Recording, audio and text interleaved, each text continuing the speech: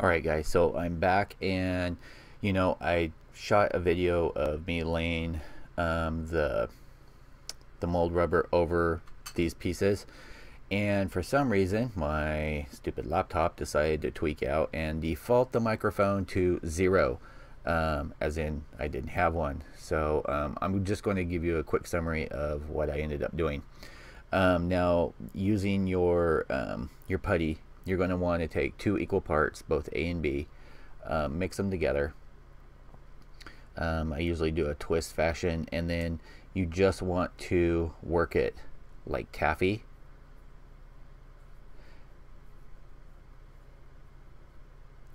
And I will usually do this for a minute or two, somewhere in there. It does set up in about 20 minutes. I would say don't work it for longer than I don't know, 3 minutes before you lay it on your piece, because you don't want it setting up beforehand. Now, one of the reasons I like doing this is it will pop out any air bubbles. You won't get too much doing it this way. Now, I do prefer like the Easy On pour mold rubber for, well, just like it says, you can pour it on and it will get into all the cracks and crevices. This is a little bit harder to get into. It can be done. It will just take some patience. One of the things that I did notice, and I kind of regret, is I don't have any Legos. I would suggest just picking up a cheap package of Legos to use as a mold holder. You could use something like this Tupperware container, basically where you put it in there, you press it in like so, and then once it's all done, you can remove it, and there you go. But again, I just mixed up the small amount so I could show you guys what I ended up doing and how I ended up doing it.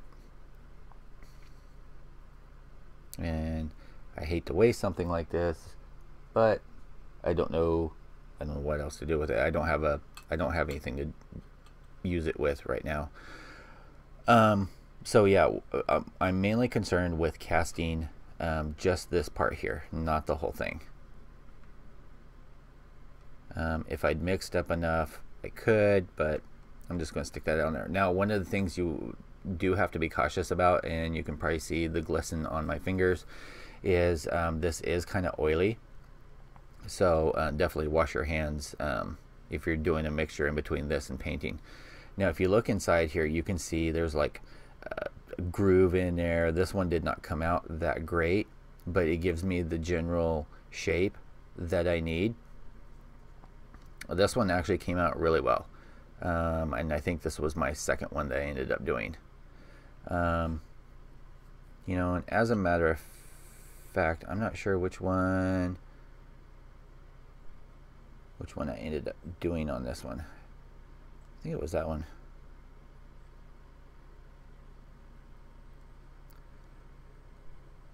Looks like it. You know what, so let me just do this real quick, because I'm not real happy how that one came out. I'm just going to grab some more, some A,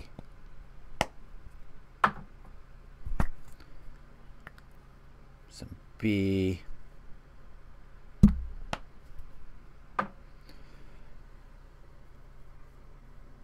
grab those, twist them up. It's easier to do the mashing when you have a good quantity. Now, this does, like the container say, takes about 20 minutes to set up. I let it sit for a good 30 just to be sure.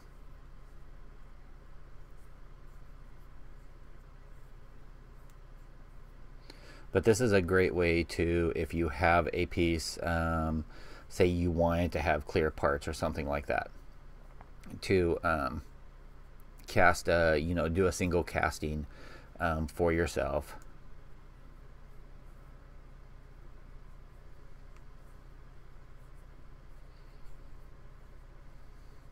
So like I said, you just want to make sure it's a uniform color. It's going to be a pale yellow, or at least this one will be.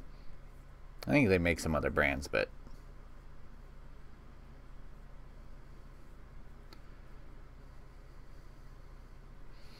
and then kind of rolling a ball, and I want to try and get the surface as flaw free as I can get it before. Let me mix in that too.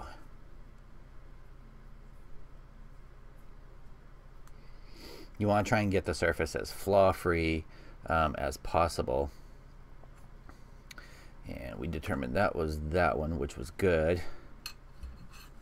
We don't want to cast the same part twice.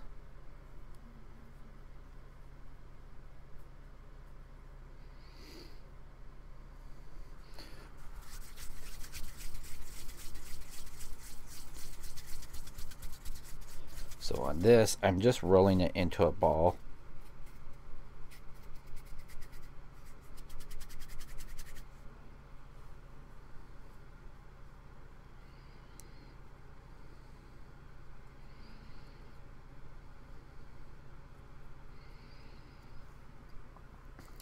And it's kind of like working with Play-Doh.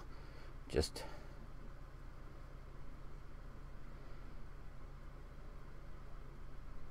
you want to make sure that your surface is smooth on there.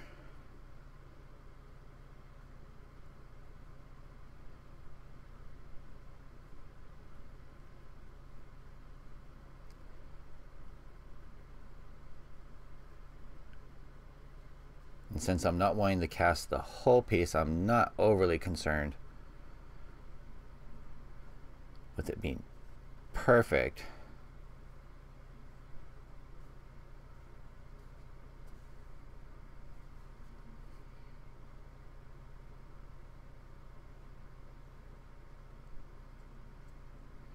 But I do want good coverage, so I have some playroom, I guess you would call it.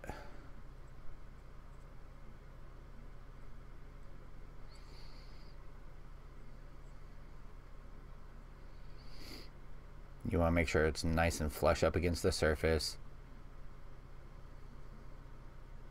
Don't want to manhandle it too much.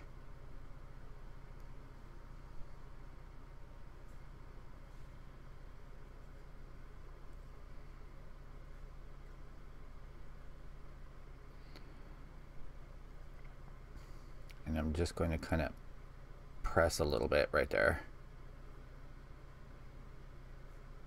so I have a flatter edge for when I'm trying to pour in, like that.